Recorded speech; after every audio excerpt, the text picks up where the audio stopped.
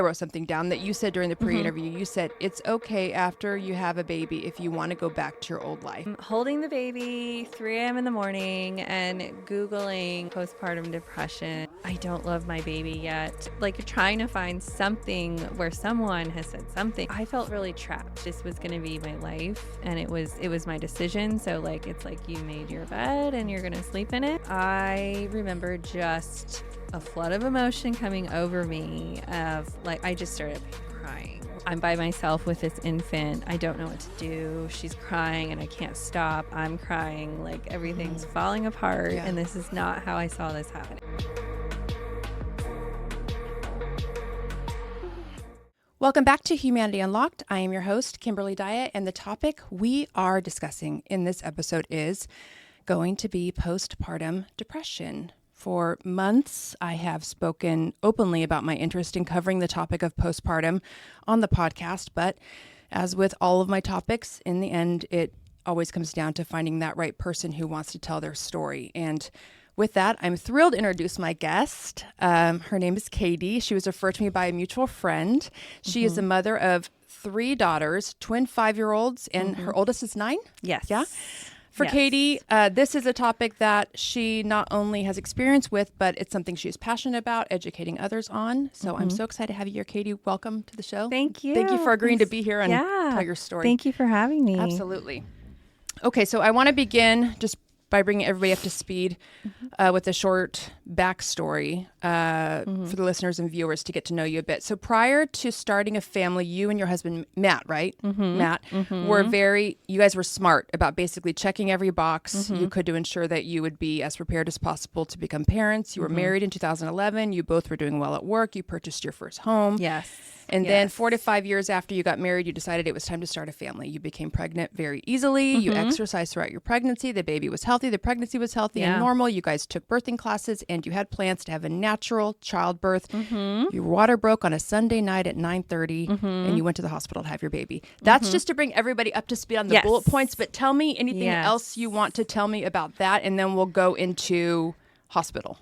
Yeah. So I had this like vision in my head of like what the birth and like motherhood was going to be like going, right out of the gate. So I was really committed to having a natural birth. I did a lot of research on like strategies to, cope with the pain and not have an epidural and all that stuff. And so I had this birth plan and this vision, and I thought like I had everything accounted for, and like, it was going to go how I thought it was going to go. So Can I ask you, how old were you with your 9-year-old? How old were you when you? Yeah, I was 29 when I had her. So close to 30. So that's what I was with my daughter. So you were like at that age where you were like, let me just get myself prepared. Yeah, you weren't. Yeah. Like my life was like calm, kind of calmed down, and like I felt very settled and like, ready. Yeah. I thought I was ready. Yeah, we all, I mean. Nothing can prepare you, right? Yeah. So, my water broke on a Sunday night. I'm an avid football fan, so I remember like the game I was watching ended. I won't say what team I support because it's not a local one. But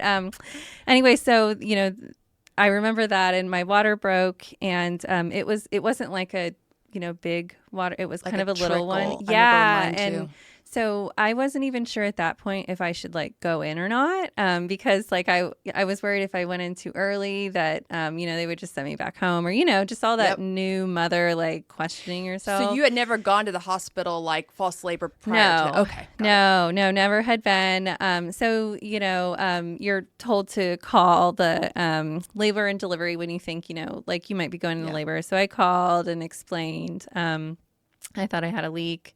So they said to come in. So my husband and I went in, and immediately they told me that there was meconium in the fluid, and that can be a sign of like distress for the baby. So like right out of the gate, it was like this is not really good going according to what I thought. Yeah. Yeah. And so anyways, they ended up starting, they admitted me, we started Pitocin. So this happened about 9:30 at home is when my water initially broke. And I went to the hospital pretty much right away. And then they, like I said, they started Pitocin around 11. For those who don't know, Pitocin It's like kickstarts. Yeah, right? like they'll give it to a woman that they want to induce or like speed up labor. And so, And in your case, your baby was at risk because of the meconium, which is the baby basically going potty in the uterus. And they can ingest it. And so they're like, okay, you're at risk. We need to speed this along. And so you get the Pitocin, which you hadn't prepared for any of that, obviously. Okay. No. And like I said, I thought I was really committed to having a natural birth. And the Pitocin makes it really difficult to do that because, it's unnatural, not transactions, Well, it's contractions. and it's not gradual. It's like no, it's like 0 to 60. Yeah, with your twins. Just spoiler alert, you had a C-section, but normally it's like it starts off slow and it's painful, but then it's tolerable, and you work your way up. So if you're going to have a natural childbirth, your pain tolerance will increase over that span. So I get what you're saying. Exactly. Like, and that's the way it's supposed to go. Yeah. Like, that's how the body's supposed to experience childbirth. labor, yeah. So they started my Pitocin. I tried to labor through the night. I remember, and I didn't mention this before, but the nurse overnight, I remember her getting irritated with me because I was hooked up to the IV for the Pitocin, right? And I was trying to not have an epidural. So, I was moving all around, and I was on a ball or she would have to help me move because I was attached to an IV, and you can't just roll it around by yourself. And, your husband doesn't know what he's doing. So I remember I moved, and then she was like, "Oh, you want to move again?" And I just kind of remember being like, yeah, and I don't think they like it. No, it was I mean, and I get it, they're probably really busy, but I was I'm trying to work through this here and find a position that works for me. But I don't think I've heard before. This is total side note, but I feel like I've heard before that nurses don't necessarily love when somebody doesn't want to have the epidural. Is there? Have you heard that? Totally, yeah. Because then you're moving around, and once you have the epidural, you're there. Chill. You're sleeping if you want. You have a catheter. You can't just go do whatever you want to do. So, so I labored through the night, and then around, I want to say 9:30 the next morning, I decided to have an epidural. And how far along did you move quickly and progress in your? I think I don't remember how many centimeters I was at, not inches, centimeters I was at. But that's I okay. want to say 5 or 6. It was I had made progress. Point. Yeah, but I was kind of I started to kind of panic because the pain, I'd never experienced pain like that before in my life. No. Never. I knew it would be the most painful ever, but nothing. I got my epidural about 6. Okay. About 6 centimeters. And same. I've never, and I'm somebody who deals with chronic pain. It's in back pain and all the things. And it is, mind numbing pain. Yeah. If you will. I mean, it's crazy. Yeah. And I remember, so after that, I kind of lay there for a while, and then I started to feel like I was ready to push, I think around, I don't know, 10. It was pretty quick after I had the epidural for whatever reason. So you had the epidural at what time? 9:30 a.m. Yes. The next day. Okay, because you went in at night. That okay. And she was born around 11. So I after I had the epidural, it was pretty quick. Oh. That it progressed. Yeah. And I remember because it can go either way. Yeah, exactly. Yeah, that's what I've heard. And so I remember I started to want to push, and I wanted to just scream when I was pushing because I was just in so much pain and I didn't know what else to do. And it I had the epidural, but it was pain? It still hurt. I don't know how to describe it. It wasn't sharp, but it was just a really low painful experience. Oh my goodness. Trying to push. And they were you need to save your energy to push. You need to just bear down. And they were I think they were trying to help me, but it was just always you're doing it wrong. Mm. Like what you're doing isn't what you need to be doing. And like, and it was just, I remember screaming, like, it was just this like gut, like, Yeah. you know, Yeah, like a just, guttural, I just want to get her out. I can't do this anymore. Yeah. Oh my gosh. I can't believe you're in pain. Yeah. Epidural, Yeah. that's Like crazy. like, so they warned me, you know, once I started laboring that, you know, the cord was wrapped around her neck. And when she came out, she more than likely, you know, wouldn't cry. She might aspirate and they'll have to like, clear her airway and all that. And so, you know, so I knew that. Were but you stressed mentally? Yeah, because I mean, yeah, I mean, obviously it was like like the pain, but also then like the cords wrapped. I gotta get her out. Nothing like you had planned. No. Yeah, like I thought I would. Like I thought it would be a gradual thing, and it wasn't. And so, so anyways, so I started pushing, and like I made progress. They got like a mirror out so I could see where she was at. And I just kind of remember just being like, okay, like it was just, it's such a weird experience. It is. It's so weird. And but all of a sudden, like all these people came rushing in and they said she's stuck. Her shoulders are stuck.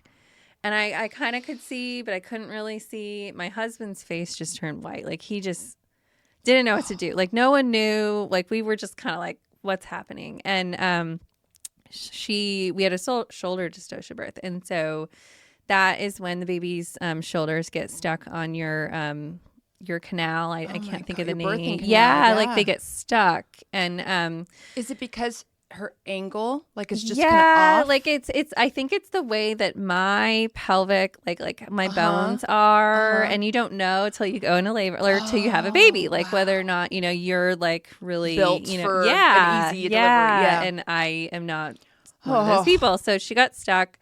She wasn't huge. I mean, I think she was like 7 pounds 8 ounces, so not tiny, but not average-ish. huge. Yeah. A little long. I think she's like 21 inches. But anyway, so she got stuck. The physician, one of them, there was like a million, came in and did this. Basically, I call it a corkscrew kind of method where they just kind of twisted her out and they got her out. And she was unfazed. And like the cord was around her neck, but she was okay. She didn't cry right away. But I remember like asking my husband, like just totally out of it, like what just happened to me? Is she okay? Is she okay? I just remember like being out of it and asking everyone, is she okay? Someone just tell me she's okay? Yeah. And she was okay. And then eventually she cried. And so she was good. We were really lucky because, you know, like I said, there was meconium that can show that there's distress, but she was fine. All her scores were good. She was great. No, you know, jaundice or anything. So we were really, really lucky. The process of getting her here started off on such a stressful foot. So things are already not exactly what you expected them to be. No, not at all. Your entire stay in the hospital, it was laced not only with complications, but I feel like with so much unnecessary stress, it sort of created the shaky foundation for you as a brand new mother. Yeah. So what do you remember about how you're feeling after? Yeah. So afterwards, I remember just being so out of it. I was exhausted. I hadn't slept. I was physically like, it's like I had just gone through a marathon. Like imagine running a marathon and then because you didn't sleep all night. Yeah. So. And then someone's like, okay, so here's this new infant and like you can't walk, but you're going to like, you know, breastfeed now and just kind of figure it out. And like I wasn't Did they ask ready. You like any questions or was it like they tell you?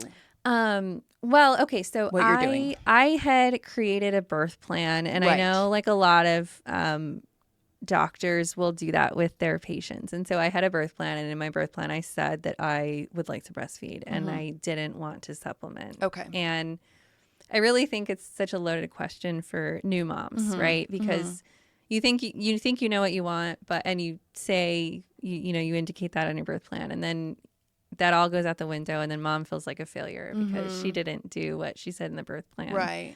So yeah, I had written in there, and it was in my notes, and so every nurse that came to care for me and the baby saw, mother wants to breastfeed, and so that was their focus. And that's great in theory. Had you heard that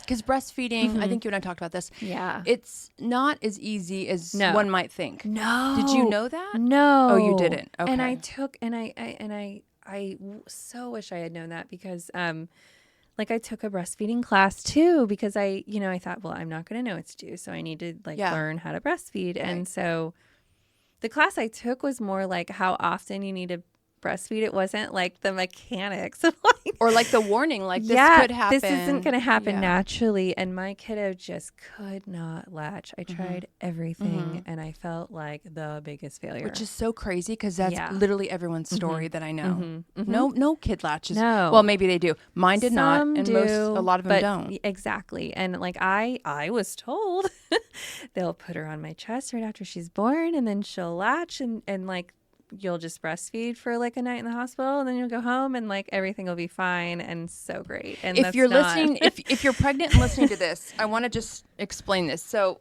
the baby can be on the breast, seemingly being fed, but there is, if memory serves, their tongue has to be flat, if I remember right, and they have to put a certain amount of your flesh towards an angle. It's very, very specific. Yeah. The latch. It's not just them. It's not what you think. No. So that's what we're talking about. There's so many things that have to go right for it to work. Right. And and for them to get enough. Yeah. Yeah. And they need to be and not only that, but there's a period from when you have baby to when you actually start producing milk. I didn't know that either. Yeah. I thought it just colostrum. Yeah. I thought literally you just have breast milk. I did too. And I learned. I went to a class. They no didn't tell one you thought this. to tell me. It's 2 or 3 days, I want to say, and you're just doing the colostrum, and then all of a sudden the milk. Yes. And gorge. We'll get to that. Yes. But totally. Yeah. So the lactation, did they come in right away? And what'd they do? Yes. So they were constantly if you don't have baby on your boob, you need to be pumping because you gotta stimulate and that's how your milk's gonna come in, and that was the focus, and it was 24/7.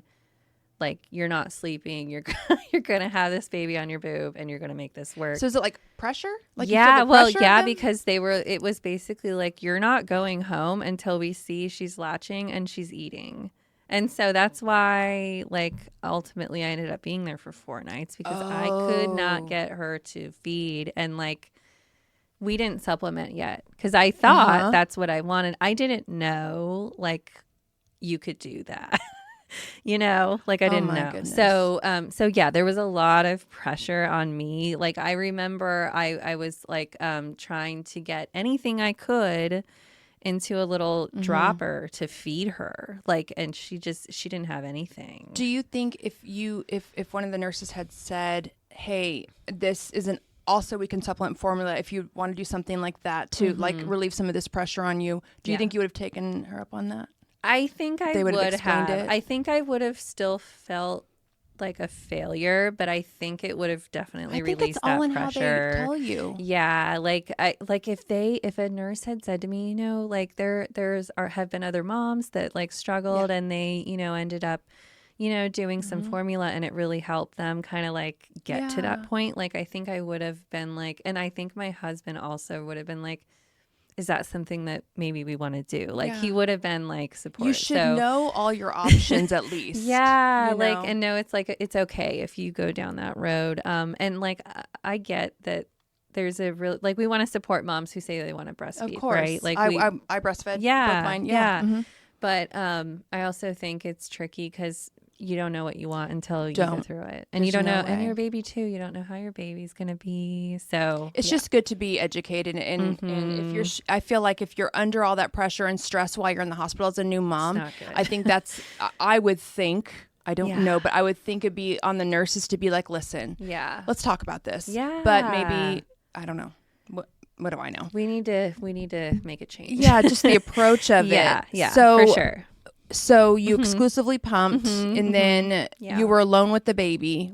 Your husband went to go get something to eat. What happened? Yeah, this was like such a pivotal moment in my like postpartum. So they took me upstairs to the postpartum room that first day that I had her.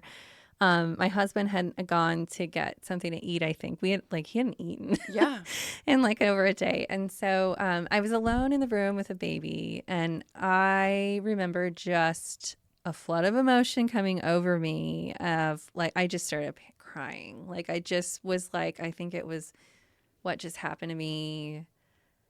I'm by myself with this infant. I don't know what to do. She's crying and I can't stop. I'm crying. Like everything's falling apart. And this is not how I saw this happening. Right. Right. And this nurse came in. I called the nurse, which yay for me. Like I'm proud of myself that I did that, because initially I was like, you need to just figure this out.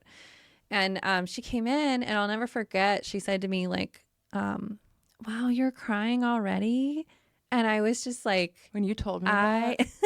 I almost fell out of my chair. Right. I haven't forgotten it. every mom that I've told that to is just like, I'm so sorry. Like I can't even believe, right? I hope she's not. And this was still a nursing. nurse. I know. Is she like a new nurse? I don't know. Like, yeah, right. Like you're that's thinking? not good bedside manner, but yeah. And I just remember feeling like, okay, so you're like, what, 2 or 3 hours in, Katie, and you're already like not impressing people. Oh my God. The fact that you even have to think about that. Yeah. And so that, I definitely think that limited how much I asked for help while I was at the hospital. I don't think I like was honest with myself about how I was like, how bad I was struggling. But it was just, it didn't set a good tone for me as a new mom. No, I mean, for those who don't have kids or who are getting ready to have, I don't want to scare anybody, but like it's such an assault on not only your body but your mind. Yeah. And when you also you haven't slept on top of everything else. Yeah. And the hormone involvement. Yeah. It's crazy. You've I mean, there's just all systems have been basically stressed, all of them. And I think it's the job of the staff to try to not, I mean, obviously look out for baby, but you have to take this baby home. You need to be in a condition that is stable enough mentally and physically, or as well as you can be. But you know what? They shouldn't make it worse. I guess that's my point. They should not be making it worse. They shouldn't make you feel insecure. No. That like you can do this. Because it's like, you can still be a good mom and like cry. 100%. You know? Oh my gosh. If that was a prerequisite, my kids would be taken away. Yeah. Right? Like, so people need to know that. Oh my gosh. Yeah. Okay. So you were in the hospital for 4 nights. Matt's off work for a week. You have 12 weeks off for maternity leave. Yeah. What was the first month like, and what point did you realize like this isn't just me having a difficult time? There might be something more. Yeah. Like the first month was really, really rough. Primarily, I would say because I just couldn't not breastfeed. I tried and tried and tried, and I felt so she never latched. No, she did a couple times, but I just couldn't get her to eat. Like it was awful. And I don't know why I kept trying. I kept trying. So stressful. I just would not give up. Like I shouldn't even characterize it as giving up. It was more, you pivoted. Yeah. Like you just change like it, and that's okay, you know, but I didn't think of it that way. Can I ask you a question? Did you have outside friends, family, peers, colleagues that said, you need to breastfeed, make sure you are patient with it, blah, blah, blah? Honestly, so I wouldn't say that anyone in my circle said that, but I think honestly on social media and all the mom groups I was in, it was like that's what everyone was doing. You know, like I can't explain why I felt like that was the best thing, but like you'd be a failure if you didn't kind of thing. But I definitely think like I had watched documentaries just about like the benefits of it. And so I think that's why. But like no one had, like my mom or you know, no one said like you have to do this. You know, like it was really just like my OB, the nurses, like the medical community. I think is where I felt like the pressure the most. Okay. Got it. So at what point did you finally say, I'm going to try formula instead. Yeah. So, like it's going back to like that first month. So I found out about myself. I really like routines, and obviously, when you have a baby, your life is like chaos. Especially that first week, like that first even week of getting home is just like you don't know what to do. And I found the hardest thing for me was nights because I knew I wasn't going to sleep, and so like all day I would just sit there and think I'm going to be up all night. And it's going to be so hard, and she's not going to stop crying. Oh my gosh. Yeah. Does she have colic or? She was never like diagnosed with colic, but she was definitely a catnapper. Like she preferred just I don't know, like 15 to 20-minute naps. Like she never just like slept. Yeah. And she had to be on us, and like you can't sleep with a baby on. And that was the other thing I was worried, like if I fall asleep and she's on me, I'm going to roll over and like, you know, so just I was constantly on edge like all the time.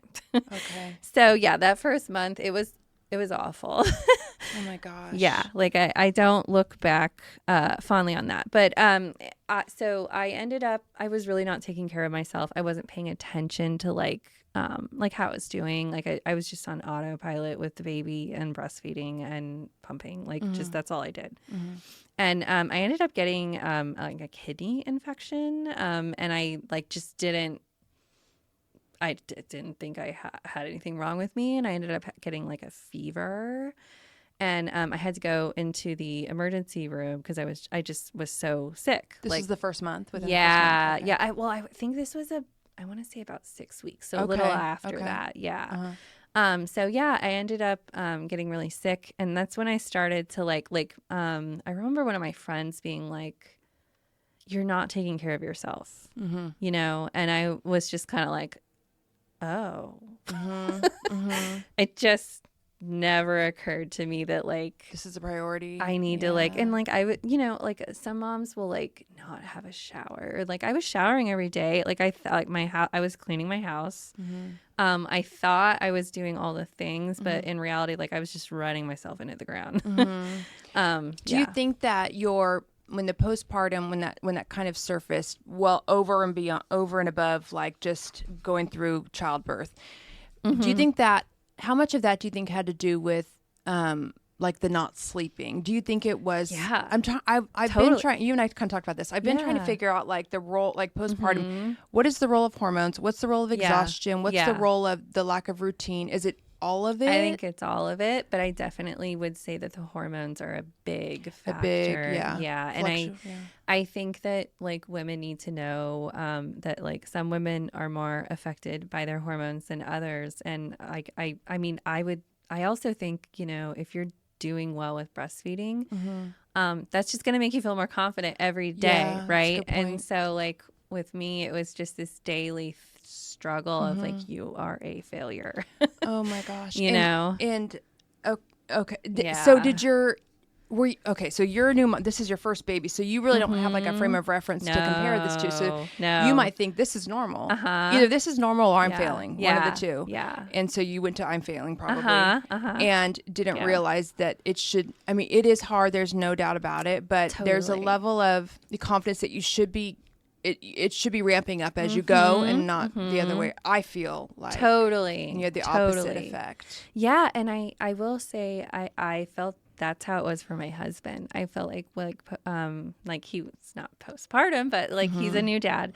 And I felt like every day his confidence was growing. Like he was like, he was bonding with the baby. Like he seemed to be doing great. And I was like why is he doing fine? And in reality, it's because like my hormones were off the charts. I had just had a baby. Like, you know, I wasn't sleeping, all these things. So. What do you remember thinking around that? Like, do you remember thinking like, this is not at all what I thought it would be? I made a huge mistake. Yes. I felt that a lot. And then and when I acknowledged that to myself, I felt like a monster. You know, like what is wrong with me? Like, did you have the what's the word I'm looking for? There's a word. Anyway, that where you could go, this will get easier. The understanding. Did you have the understanding that and this is No. temporary? No, I didn't. And not for a long time. I didn't until, and we'll talk about it later. I didn't until I went to my support group. Okay. Yeah. So in the moment, because I went through this too. In the moment, you think this is my life. This is how This is it's what I signed going up to for. be the rest of my life. Yeah. Yeah. It's like we don't, and this a lot just with. This is postpartum depression, but just depression in general.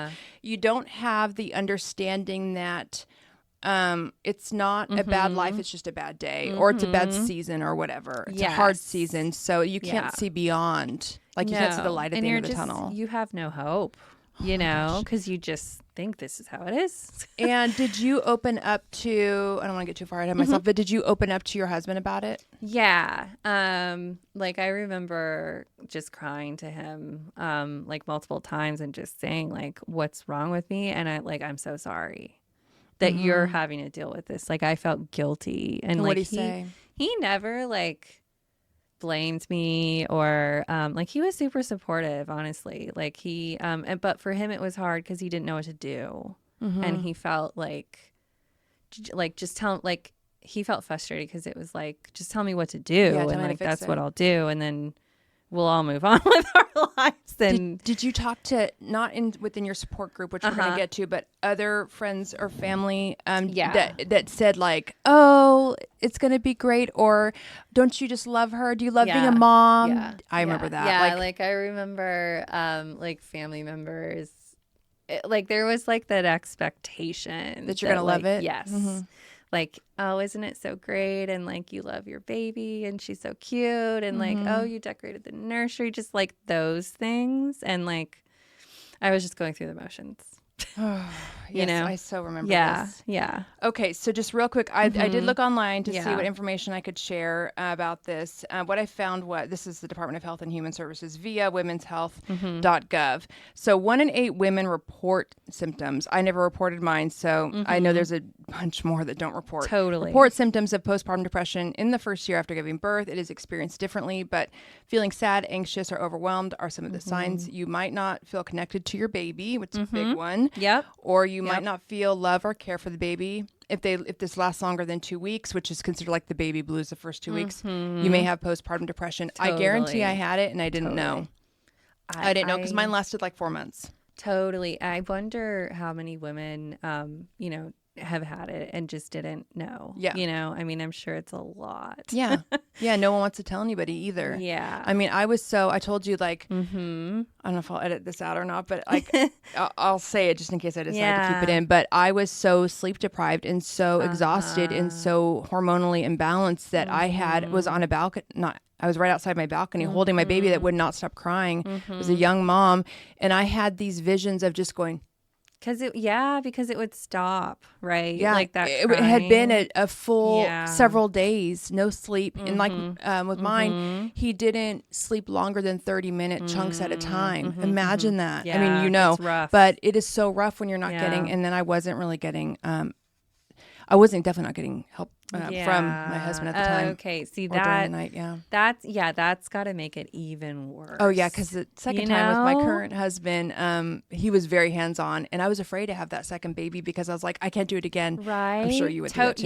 Yep, totally. But he was like, totally. I was scared. I was scared.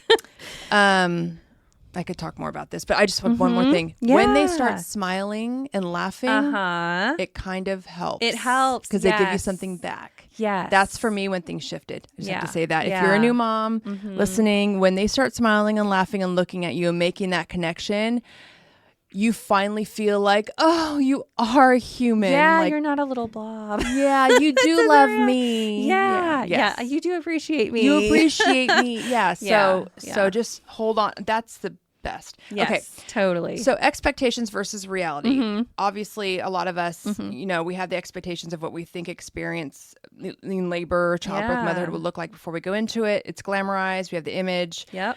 That we're going to feel that immediate connection. We expect to feel joyfully blissed out. And when the reality of these things don't match up, and not only does it not match up, but it's actually totally opposite from what we believe we're going to feel and experience. It's almost alarming.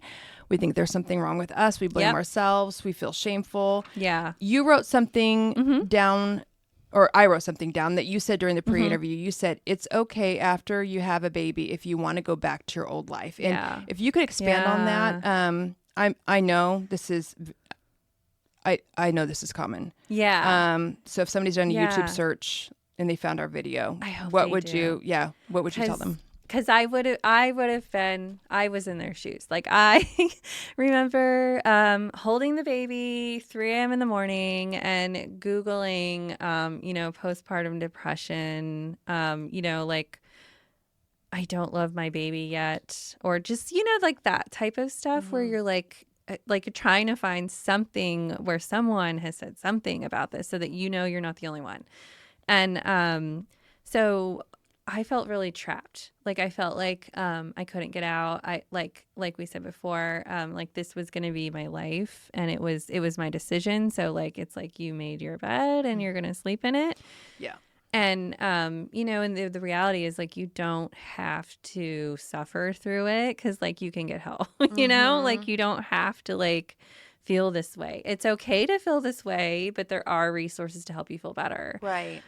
So yeah, I struggled. Having a baby is so permanent, but it's important to remember if you're feeling that way, like it's going to pass, like it's like one day you're going to feel better and then you're going to like string along another day. And then 2 days in a row, you will actually like feel okay, and then it'll like keep getting better. So yeah, that's what I learned. I remember everybody talking about how the infant stage is like the easiest because they sleep all the time. I'm like, really? Mine does not. Yeah, that wasn't for me either. And I'm like, I think for some people, they're going to have a very easy time with their infants. Other people, it's going to be their toddlers. Other people, it's going to be their teenagers. Yeah. So we all go through it at some point. But I'm not going to say this with certainty, but I'm going to go out on a limb and assume some kids are easier at some stages than others and vice versa. Like my son was such a difficult baby in a difficult like elementary school era. Easy teenager, easy young adult. He's almost 22. My daughter, very easy kid. Not so fun as a teenager. Not because she's a bad teenager, but just requires more. Yeah. So they have anyway, if you're in it right now, just know this is not forever. They will go through an easy period. Yes, I feel it'll like. change. Yeah. It'll change. Yeah. So the element of how our body changes, and you spoke a little bit about this in the pre-interview, we experience, a lot of us perineal laceration. I looked it up. Yes. So we call it tearing basically. Yes, basically. Yeah, totally. Which is or can be so much worse than even it sounds. And mine was. Rough. Yeah. Really rough. If we go undergo cesarean, we're recovering from major surgery, and then our milk comes in and we're engorged, which is extremely painful. And then to top it off, we have the weight gain, loose skin, stretch marks. There's no real way, you guys, to prepare ourselves for this as much as we try. It's wild. But all that said, this can cause us to feel severely disconnected from our own bodies even, which leads me to my next question. Yeah. Having to do with the focus of attention from others. I'm sure it's not everyone's experience. For a lot of mothers, though, nobody ever really asks how they're doing or how they're feeling. All of it goes to the baby. Mm-hmm.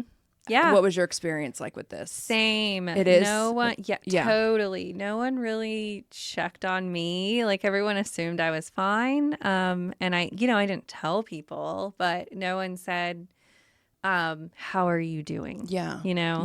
How are you recovering? Are you feeling? Mm-hmm. How are you feeling? How's breastfeeding going? How are all these things? Mm-hmm. And no one did that. And I didn't see my doctor, and I think this is typical, till 6 weeks postpartum. And that's crazy to me. That's just so crazy. And I know that's like, wait, that's True, typical. huh? That is typical. But I mean, that's like a long like time. Like your OB? To like not know whether, they're doing okay, especially after having tears. There's the physical aspect, but also the mental aspect. And I think she did some really like routine screening, in that 6 week checkup. Did you have tearing? Is that I did. Yeah, that's okay. Okay. I had tearing. I think I had 2nd-degree tearing, but I healed really quickly. I think I Okay. was kind of a one-off because Oh, yeah. I've heard like people have had like a really rough awful time. twice? Yeah. it's bad. Yeah. And so with my second go around, I didn't have tearing at all because I had the C-section. Right. But still major surgery. Yeah, but like I definitely think that that's rough, and there's not much follow up. And I know with Weird. other like developed countries, I feel like in the EU, postpartum moms will have like a nurse come to their house, maybe that first week. I don't know the specifics, but it's just crazy to me that like we don't do that. Yeah. We just Because that simple thing I think would make just a huge difference. Yeah, and I You think know? we talked about how like they did your OB ever, I feel like I asked you this, did your OB ever like say, hey, so just if you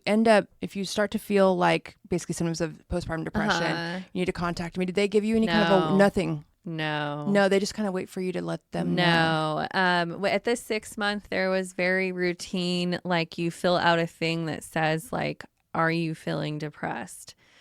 Have you felt depressed for like longer than 2 weeks? But like, you just like mark it. And if you're like a mom like me who was like, I'm just surviving, I don't want to tell anyone that I'm struggling, you mark no. And then like they don't follow up on that. Like, I mean, and to be fair, I put on a really good front. Right. They're seeing 1 million patients a day. But I do think that I wish there was more. There should be more education, even if it's not a conversation. There should be something that a pamphlet. I don't know. There should be something. There may be more now too. I mean, I had my twins 5 years ago. So and my first baby was 9 years ago. So I'm sure it's very different now. I hope that it's better. Well, as common as it is, I think that there's room for improvement. Yeah, for sure. Okay, so I asked you about outside support. Also, whether you received any from family or friends. You responded with something I know so many others will relate to. You talked about being afraid to ask. We worry about what people will think if we need help, which is insane. Yeah. So talk to us about that. They want to help. They do, yeah. Yeah, before I had my first kiddo, I told my mom and like my grandma, who I'm close with both of them, and I told them like, I want to have like some time to get adjusted, and like, so I don't want anyone coming over right away. Yeah. And like, I thought that's what I wanted. Do you think, let me ask a question. Do you think that's because, did you want that because you didn't want somebody to tell you were doing everything wrong? I think so. I think so too. I think that's the thing with a lot of us as women. Yeah. Like I was worried they would tell me I was doing it wrong and tell me to do it this other way. Yeah. And hindsight now, I honestly think that like they would have really been helpful. Yeah. But I understand it. I understand that. And so like so my mom was very like she didn't want to, like, she wanted to be respectful of that. Like, so she wasn't hands off, but she was just like, you let me know how I can like help you. And like once I had the baby, I didn't know. Like I didn't have the wherewithal to like tell someone, hey, like, I need you to come over now. So and I felt guilty too. Like I still to this day, sometimes will feel guilty when I ask my mom to like watch the kids or whatever. It's just I don't know why, but it's how we're built. Yeah. So I think so I definitely wish I had. I think if you put yourself in your mom's shoes, now that you are a mom, totally. If my son, who's 22, I'm sure he's, in the next 10 years, he'll probably end up having a family early, knowing him. And I will be waiting by the phone. So it's like, if we think of ourselves as moms, we want to help most of the time. I do have a question about, this is postpartum depression, and the way depression looks oftentimes is we want to isolate. Yes. And we don't want people around. So would you have even though you need and want the help, was there an issue with you want the help, but you don't want people around? Or? Totally. No, I completely think that is an accurate characterization of like partially why I didn't want people to come over. I wanted to just like hide. Yeah. Yeah. And I know that that's right, because with the twins, I wanted people coming over. I scheduled people to be at my house when I got home. Like I had I called it like I had coverage. That's so smart. Because That's so I knew like that's what I needed. And even if I was going to go up to my room and not even like entertain these people, that was okay. So that's awesome. Yeah. So with the first go around, I definitely felt like I just wanted to hide. Yeah. Yes. So, yeah. So yeah. And I think that's like I had postpartum depression, right? Yeah. That makes sense. I mean, that's depression. Yeah. I mean, if you think about it. Yeah. Also, in terms of husbands, partners, how, they're a lot of times confused about how to help. They want to help. They want to fix it, but they don't know how. And then we as a mom, we become resentful because the dad is sleeping. We're up all night with the crying baby. They sleep right through it. Yeah. What effect, if any, did it have on your marriage? Or if you don't want to, if that's too personal, what effect have you seen it have on other marriages? With mine, so we did okay, but there was definitely like fights we had or arguments we had because we were both so exhausted and so overstimulated that it was hard to even like I think a lot of couples will fight over like household chores, like like the mom will feel like I'm doing everything, I'm breastfeeding, I'm doing all these things, why can't my husband like clear the dishwasher, right? Those type of things. And so when you're not sleeping, it makes it a lot harder to think rationally, and then you throw in the hormones and postpartum depression, and it's just super heightened chaos. Yeah.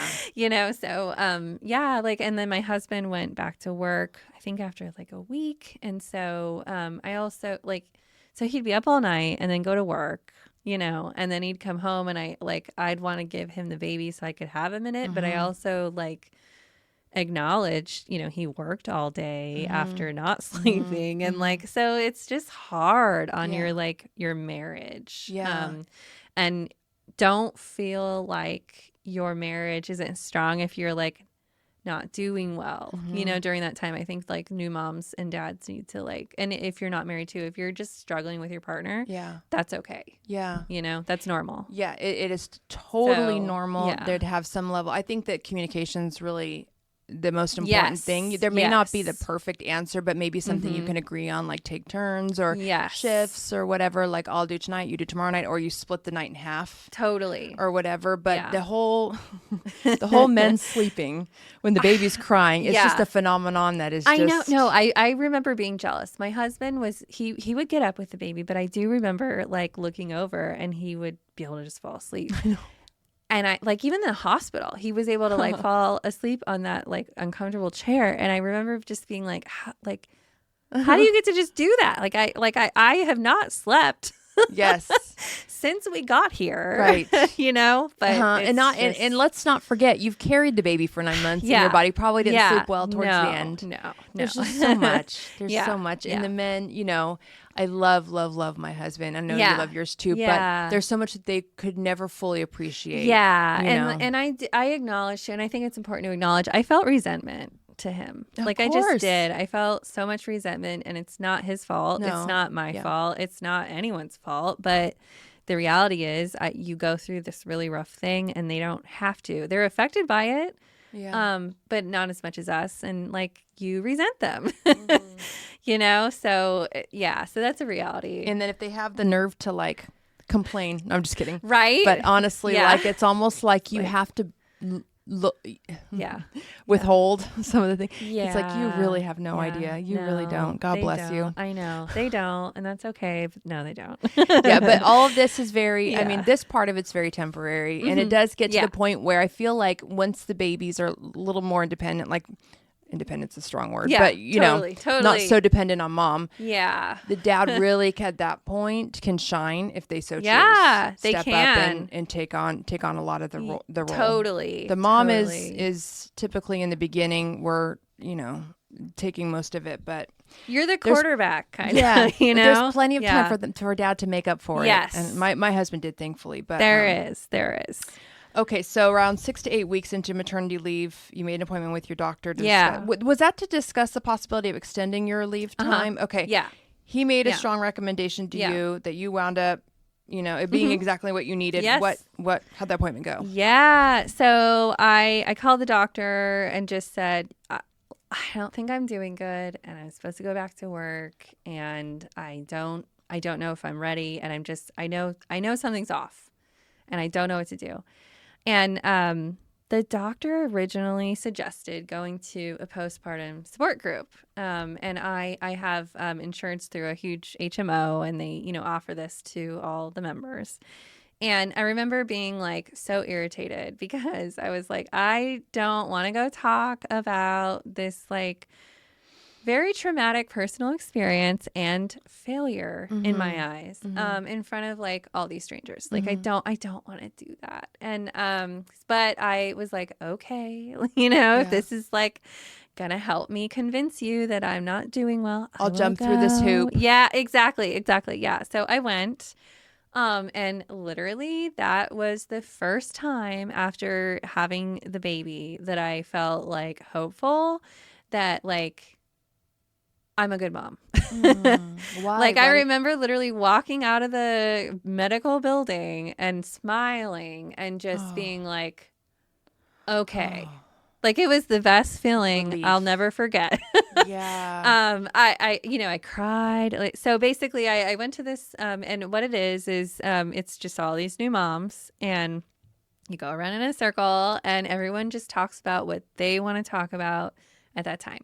So it can be, you just had the baby, it's your first time coming, and you're struggling with like postpartum, like breastfeeding, or, your husband's not being as supportive as you want, and like, that, or maybe I'm about to go back to work, and like, how are you handling this? So it's like moms get to help other moms. They get to hear other moms talk. Moms will talk about like a thing they're going through, and then other moms will make suggestions on like, hey, this worked for me. And it's just this very like human interaction when you have not felt human. It's also like a no judgment zone. Yes. Because everybody's going through the same thing. And like, everyone brings their babies if they want, and the babies are crying and like pooping and like just gurgling. And moms are breastfeeding. Moms are trying to breastfeed and failing. Like it's all the things, and everyone's just kind of, and you can literally see the relief with moms the first time they come in, instead of their first time, and they talk about it, and you can tell they feel better. It's crazy. What was it about? Do you remember that first time? Like, was there something that you took with you that was like, I needed to hear that, or I need to see that? It was the birth. So the biggest thing I heard from all the moms was like, my birth didn't go the way I wanted it to. And that set off this chain of events of me just feeling awful. And it was so many moms that like, oh, wow. Like, I think there was like 20 or 30 moms. I mean, it's like popular. Like the moms like really feel like it's so good for them. And I just remember, I want to say like maybe at least half said like, I thought it was going to be X and it was Y. I wonder if there is a strong link between how you're going to recover and be as a new. Yeah. Yeah. And there's probably a very direct correlation, especially with new moms, with, what you thought was going to happen. And then things, your expectations blowing up. Yeah. Yeah. I mean, how common is this? It has to be so common. It has to be, but I can see how, because you get off on the wrong foot. Yeah. And you're already on the wrong foot because of what you had to go through, but it's adding insult to injury, basically. Yeah. And so that first one I went to, I ended up meeting a friend that I'm still friends with to this day. And our kiddos were born like 9 days apart. And so that was the other element that really helped me too. Like I found a friend who was literally going through it, the exact same thing that I was going through. And that was what I needed. Mm-hmm.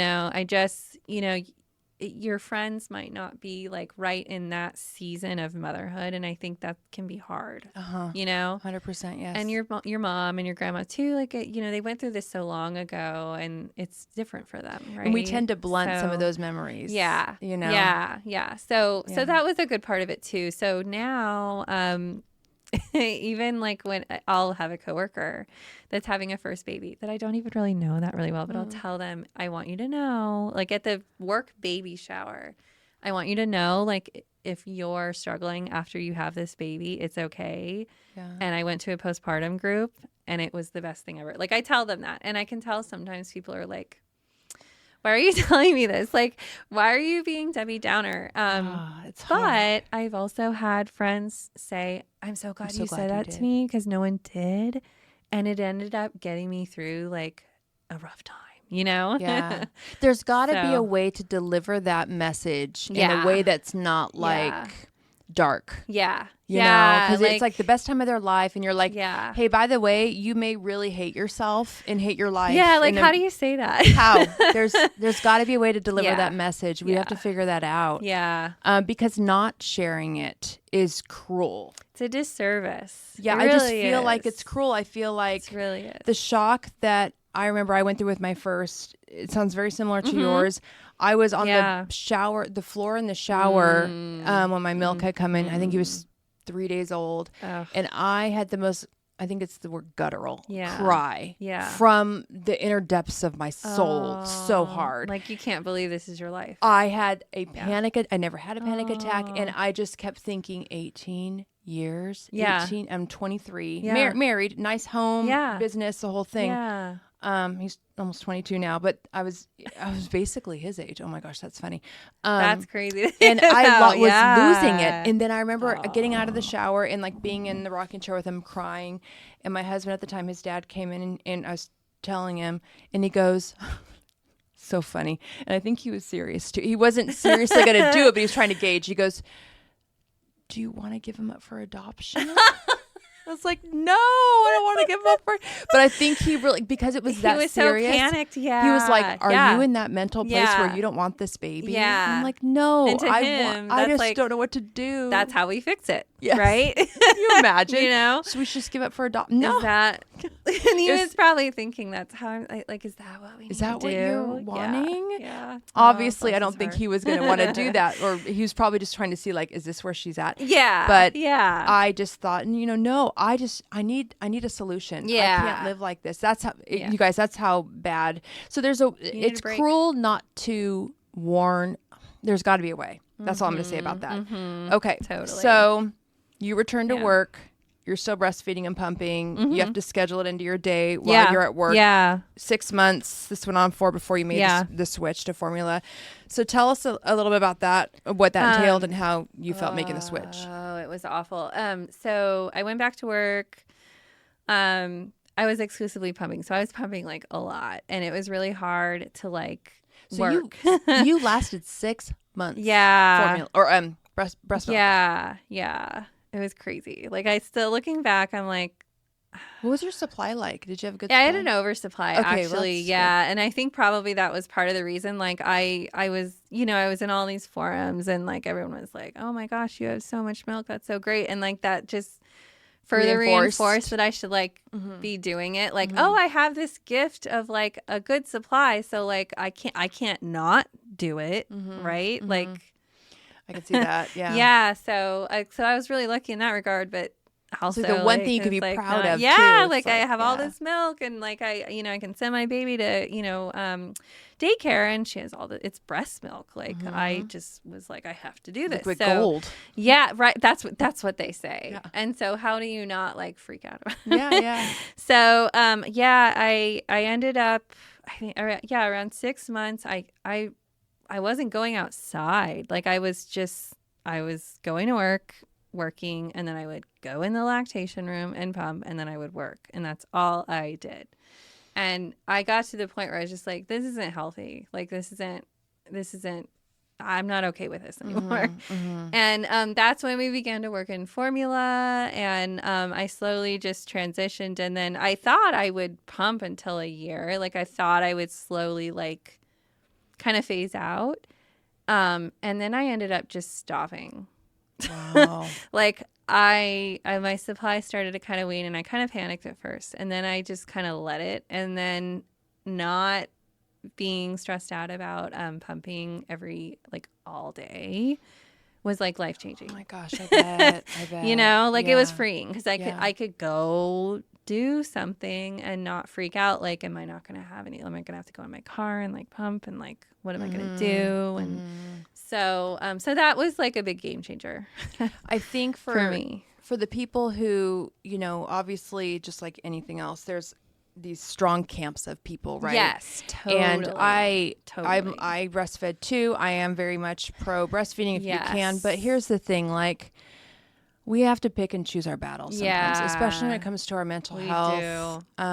We have to weigh things out pretty carefully. And I think that the idea that there's no nuance where, you know, a world exists where we have to make these compromises. I think that what you have to look at, like, what am I compromising to provide this for my baby? Yeah. Is that actually going to do more damage? That's a really good point. You have to weigh it. Yeah. And like, you have to really factor in that like self-care element of it, and like acknowledging that like continuing to do pumping for myself was just not good for me. And what are you bringing as her mother to her? Yeah, what kind of energy are you bringing? Your stress? I just think that to think that we all respond the same, it's very different, you know, and it's very easy for some of us to say. I always look at things like people that are just genetically very gifted, where they don't ever have to worry about their weight. They can eat whatever they want, and they don't understand.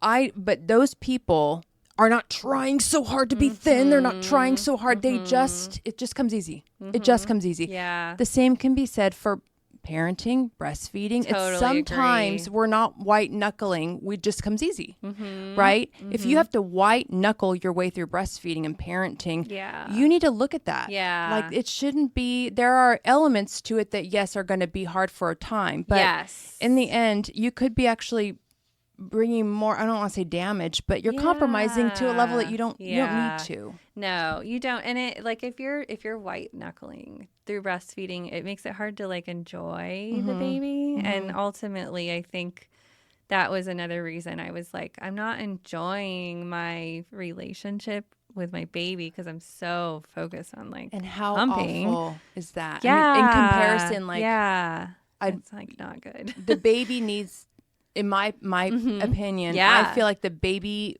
is much more served in a much better with that. Totally. That's my opinion. Yeah. I don't know. No, I think too, I think that the better that mom is doing ultimately is better for baby, you know? And so like, yes, you know, breast milk is great, but ultimately if it's better for you to do formula, it's better for baby, you know? So I think people need to know that. Yeah. I don't think people, okay.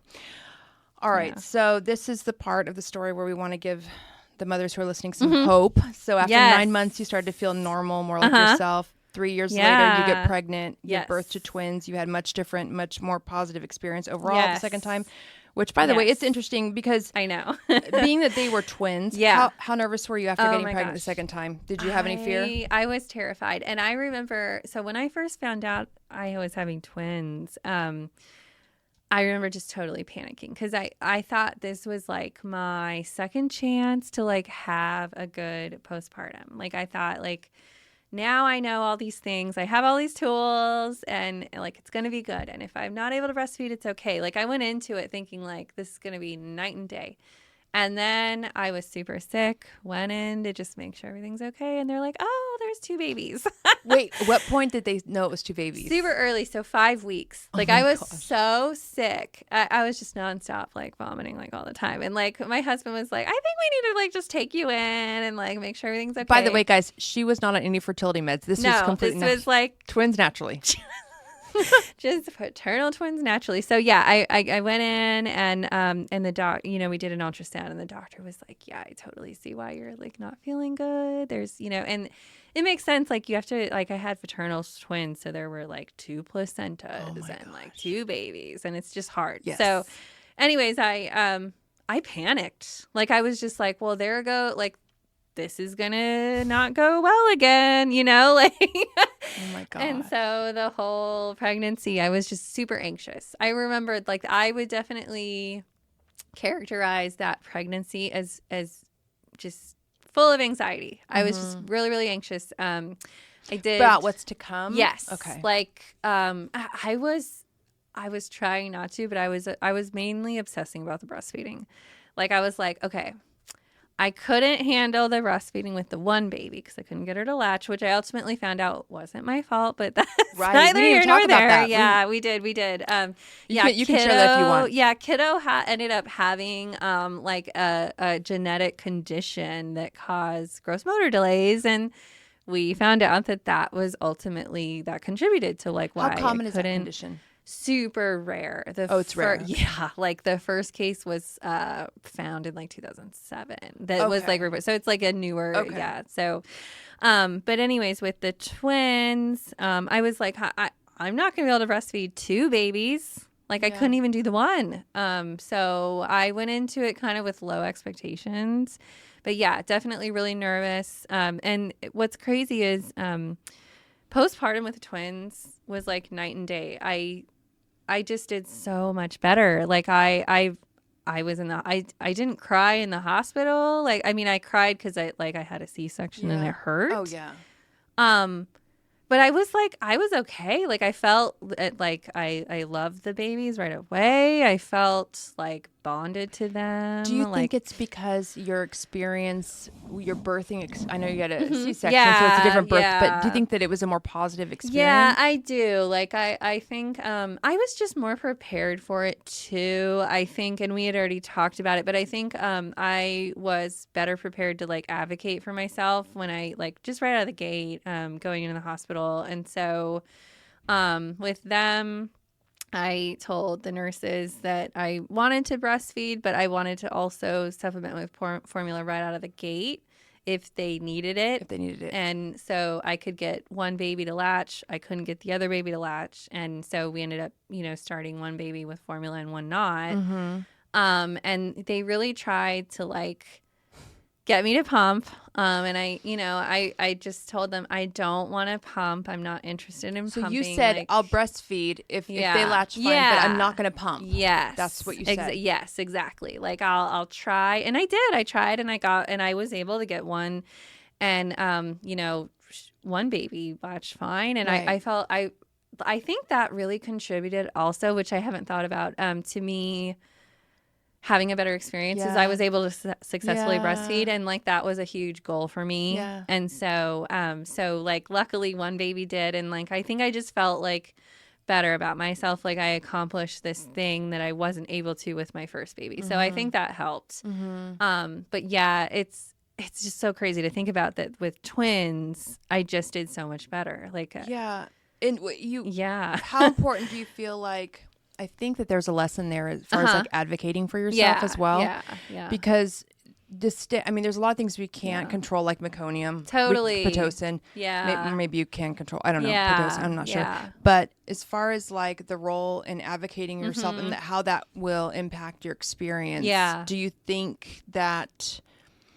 I mean, it's easy to 2020, but had you advocated for yourself differently, do you think you ultimately would have had a better experience? Yeah, honestly, I looking back, part of me, I wish I had like a doula or I was just thinking about that almost would teach me how to advocate for myself. Yeah, because we don't know what we don't know. No, and I didn't know that they existed at the time. And I'm sure they can be like quite expensive, especially for, like younger moms. But I wished that there was more awareness, or I had known that like, someone like a doula could be a good person to have in my corner going into birth. Mm-hmm. I don't think I needed that. It couldn't have hurt for my second birth with the kiddos, but sounded like you did really good. They brought in the breast pump. Yeah, like I just was like, no. No, I'm good. That's not what I'm doing. How did they respond to that? They were kind of like surprised, and I think I kind of set my my assertiveness, your boundaries, and I just did my thing that second. Like I remember I pushed the babies around the maternity ward. Like I was just like, I'm fine. Yeah. Oh God, So that gives everybody hope. Yeah, with 2 babies. So I know. right? That's the craziest part of Right? all. Yeah. But what I was gonna say too Yeah. is even if you can't afford a doula, sometimes, depending on You could like have a your friend. husband, your friend, your mom, like mother-in-law, whatever, Totally. sister-in-law, somebody that's got that personality. Yes. That's like, Yes. I'm going to lay down the law. Yes. I know what, and then you feel comfortable telling them like, this is what and they can go be the messenger. They could be the bad guy. Uh-huh. Right? Uh-huh. Yeah, that's what I'm thinking. That's how I was. I wanted to not offend anyone, like people pleaser by nature. Yes. Mm-hmm. And it's like you're in the fight of your life.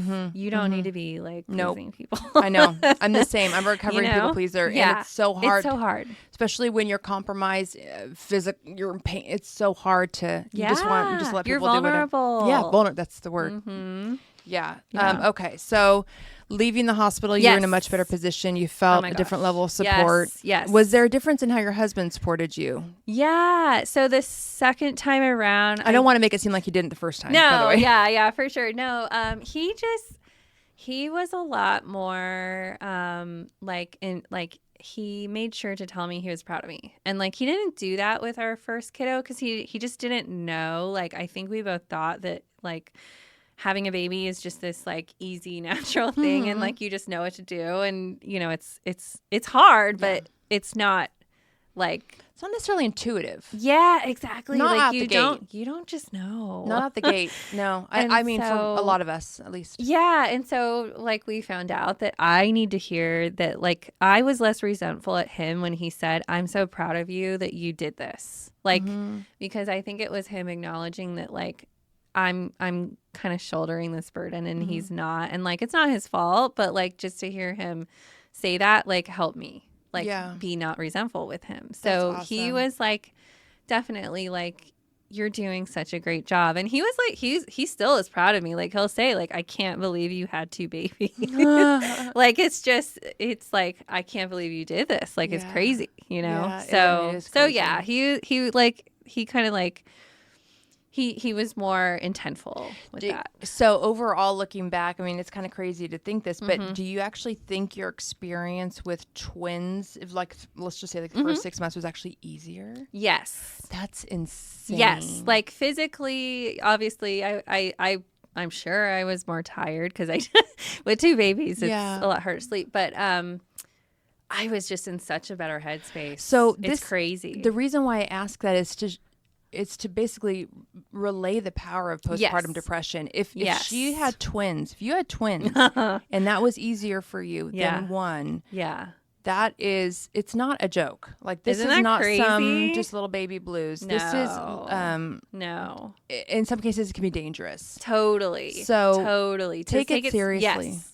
That's what I was going to take it seriously. Don't take it lightly. Yeah. And obviously I think, I want, you have some information to provide. I want to ask you 2 questions. So the first is, what information do you wish you would have known prior to having your first baby that may have helped you prior to giving birth? And then what advice would you give a brand new mom who's listening or watching who's struggling? Yeah. So the thing I wish I had known, and I already said this, but I just really want to like hit this home. I wish I had known it's okay to like miss your old life. Like if someone had said that to me before I had my first baby, I don't think I would have felt as much of like a just total monster. Yeah. When I realized like how bad I was struggling. Like I wish someone had said, some women struggle and it's okay. And it's normal. Yeah. Not just like, okay, like it's common. And it's not permanent. It's going to pass. Like it's going to get better. So like everyone said, it's going to be hard. Everyone says you're going to be tired, you're never going to sleep, and like, you laugh, but like when you're actually in it and it's hard, it's awful. Yeah. Yeah. So I wish I had known that. And then the advice that I always pass on is get help. And what I mean by that is go to a postpartum support group. Okay. Whether it's, and it doesn't need to be in person, although that was like amazing. I'm sure in person is powerful. Yeah. You just have that connection. You get to feel human and that's a big thing for me. Like, I didn't feel human after I had this baby. I didn't know what I was, but I just didn't feel like myself. And that was the first time I felt like I'm going through the same thing that other women are going through, and it's okay.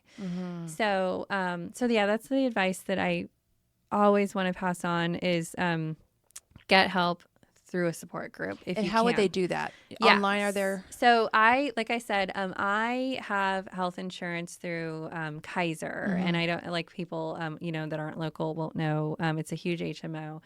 But a lot of these HMOs have support groups for their members. And so you can look online on their website. I think you'll put it in the show notes. Yes, but anything you send me. So Kaiser has a like a pregnancy support group. They have the postpartum support group, and then there's like a long-term like kid parent support group as well. So they kind of cover like every phase of like when someone might be struggling in this space. Yeah. So that's there, but also there's also a lot of virtual ones too. So there's like Postpartum Support International. And they have a lot of virtual support groups that really like hone in on different aspects. So there's like a birth trauma support group. Like that would have been good for me. That's through Kaiser? That's not through Kaiser. It's called Postpartum Support International. It's like an international. Yes. Like anyone around the world can join these groups. So I wish I didn't know about this organization like back in the day.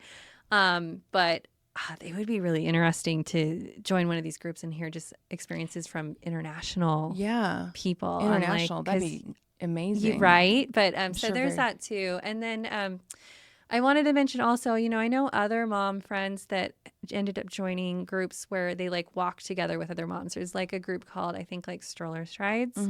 And so moms will, like anywhere where you can like have your baby and it's like socially acceptable to like have a screaming baby but talk about yourself is like really what I encourage you to do. Yeah. Like if you know or you think you're suffering from postpartum, go join one of these groups. And I'm like, it may not work for you and that's okay, but I try it. Yeah. And I'm sure if one doesn't work, maybe try another one. This is a horrible example, but I think like in terms of AA, sometimes like I have a couple friends in AA and like maybe one group doesn't work. So it doesn't mean AA doesn't work. Maybe there's another group that will work better for you. And with my postpartum group, Kaiser, so they have a couple different locations for this. And so exactly like that. Yeah. One group might not work for you. You might not like the facilitator there, but you might like the one at the other place. So try like multiple ones.